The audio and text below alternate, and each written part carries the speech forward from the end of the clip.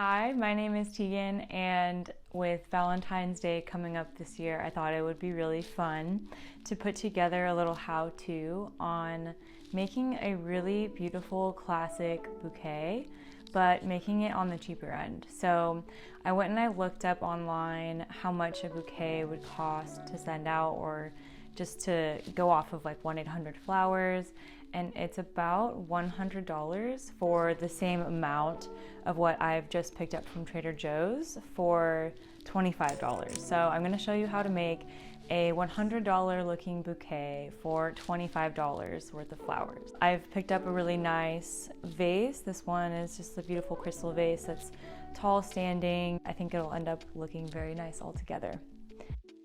Just laying them all out, how I want to kind of see them and arrange them and how I want to mix them all up together. We're going to go ahead and get started with the roses. And what I really want to do is take the roses and cut the bottoms. So what you want to make sure that you're doing is taking the bottom piece of the roses and you want to cut them at a slant.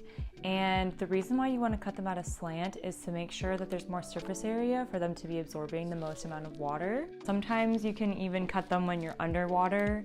They say that that's better because then it doesn't cause air bubbles with the xylem, the plant's ability to feed itself water. So we'll go ahead and we'll just snip all of the roses, and then we'll move on to the eucalyptus, the lilies, and the baby's breath. So you're gonna take it and cut it at a 45-degree angle, just like that. One thing that you also wanna do is just double check the height of your vase with the height of the roses. Aesthetically speaking, the best way to have a beautiful looking bouquet is to make sure that the plant is sticking out 1.5 times to 2 times the height of the vase. So you can kind of see here where this is probably about 1.5, so I only want to maybe snip about like 1.5 inches off of the roses. And I'll kind of work my way into seeing how much I want to snip off of the rest of the flowers. The next thing I want to do is kind of compare the different heights that everything's going to be at. So you can see this will need to be chopped down a lot more than the rose. So we'll just make sure that they're about similar height. Sometimes I kind of like the lilies to stick out and pop out a little bit more. So we'll kind of play around with that as we go. And the lilies can just be cut straight. Roses are the only ones that really need to be cut diagonal, but the lilies can be cut just straight across. So we'll go ahead and we'll just kind of keep ripping off the pieces of greenery. And it gives it a really nice clean look, especially when you're filling it with the eucalyptus. And I really just think like this one, maybe I'll just leave these small leaves here because I think it's really beautiful and the rose looks very nice how it is and how it lies. For some of these bigger ones, I'm definitely going to be cleaning those off. For example, I'm probably just going to pick this one off. This one here. And now you can see all the roses are cut, they're trimmed up. And the nice thing about kind of cleaning up all the stems is that it reduces mold that can get in. These little guys are just really easy to kind of build up mold within the vase, especially if you're not changing out the water often. I'm gonna do the same thing. I'm not gonna do it with every single one of the leaves, but I'll definitely grab some from like the base. I'll leave this one how it is. And my favorite combination of flowers is the lilies with the roses and the baby's breath. I just think it's a super classy, beautiful look, timeless. Once the lilies bloom, they just start to smell amazing and they look really great. 2 things. One, if you have a cat, you want to make sure that they're not sniffing around or eating the lilies because they can be allergic to them.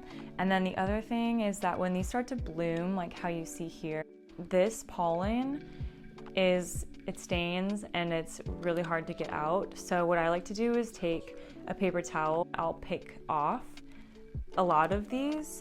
We'll do it on this one too, so that way you guys can kind of see what the look is. So you can either like clip them off. I don't have a napkin here, so I'll go ahead and just kind of clip these.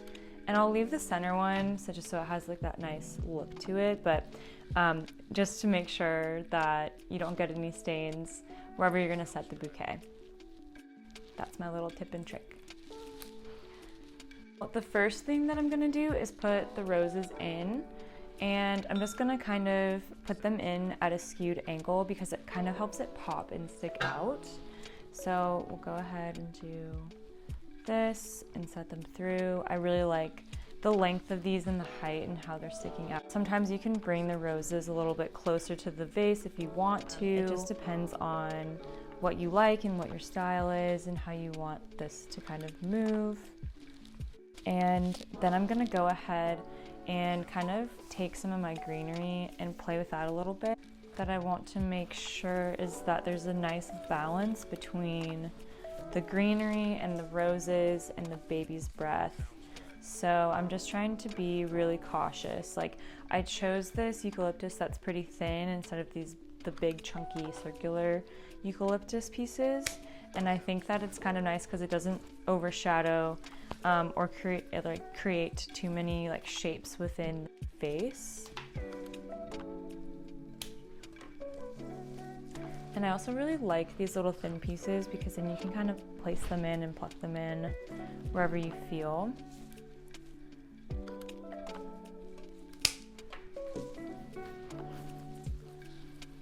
And then I'm just gonna tuck like around the roses here, plop these up and around. Kind of see some of the pieces stand taller, so I kind of like to either cut them off in certain places just to leave room, and you cut them just like right where it branches off. Or what I like to do is kind of keep the natural bends and just bend the eucalyptus a little bit and kind of give some shape and dimension to the leaves. We're gonna move on to the lilies. So the lilies are going in. And I'm gonna kind of place them in different locations. And I just like to kind of stick them straight in. This one we've already cut. I'm gonna bring it just in between the roses that we have here. This one will be low. And I just want this one sticking out the side already. Next, we're gonna take the baby's breath.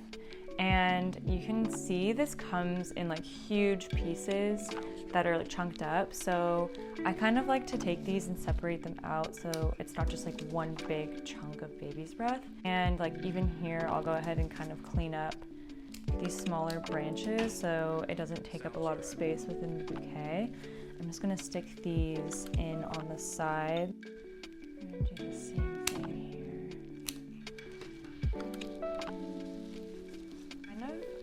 Just looking at how this is all coming together, and I really like the baby's breath sitting lower than the roses.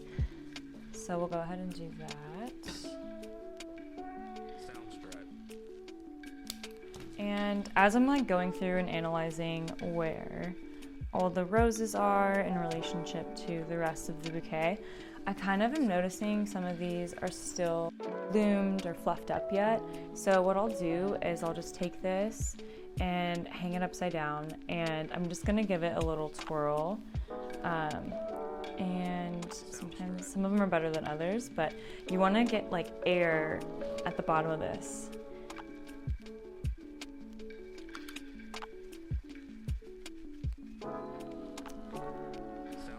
And then just kind of open it up, massage it a little bit.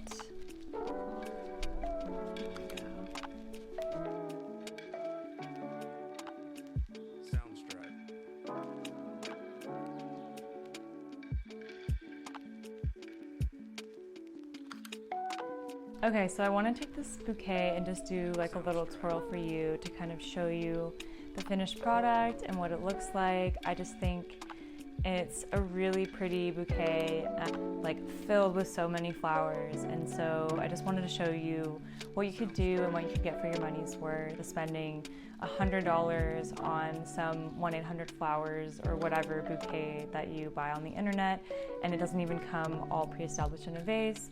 You can just come home, buy 3 or 4 simple bouquets from Trader Joe's for $25 and put something together really nice for Valentine's Day. Thank you.